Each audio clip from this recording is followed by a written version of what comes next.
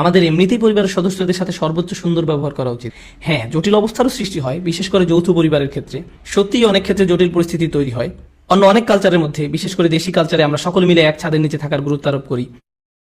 আর পরিবারের খরচপাতি বাবা মা পরিচালনা করেন, আর বউকে এই করতে হবে সেই করতে হবে একজন ভালো স্ত্রী হিসাবে পরিচয় পেতে। এই নীতি বেশিরভাগ পরিবারের ক্ষেত্রেই কাজে দেয় না। আর যদি কাজে না দেয় বোনেরা, আমি বলছি না আপনারা এক্ষেত্রে বিয়ে ভেঙে ফেলুন, তবে এটা বাস্তবিকই আলোচনার দাবি রাখে, কারণ এই পন্থা ইসলামিক নয়। যদিও আপনারা পুরো পরিবার মিলে এই সিদ্ধান্ত নিয়েছেন, এই সিদ্ধান্তকে ইসলামের আড়ালে লুকিয়ে রেখে ভাববেন না যে ইসলাম আপনার কাছে এটাই চায়। ইসলাম আপনার কাছে এমন কিছু প্রত্যাশা করেনি, এটা আপনার পরিবার চেয়েছে। কিছু ব্যাপারে আপনাকে পরিবারের সকলের সঙ্গে নিয়ে সিদ্ধান্ত গ্রহণ করতে হবে। সুম্মা লা তুসআলুন্না ইয়াওমাইযিন আনিন নাঈম। তোমরা যেসব নিয়ামত ভোগ করো সেই ব্যাপারে তোমাদের জিজ্ঞাসা করা হবে। আমার স্ত্রী, আমার সন্তান সন্ততি, বাবা মা, এরা সবাই আল্লাহর নিয়ামত যা আমি উপভোগ করি, তাই আমার উচিত তাদের অধিকার আদায় করা। তো আমি প্রার্থনা করছি যেন এই কথাগুলো যেন সব ভ্রান্ত ধারণা কিছুটা হলেও হ্রাস করে, যারা ভাবে যে এটা আসলে ইসলামেরই আদর্শ। ইসলামী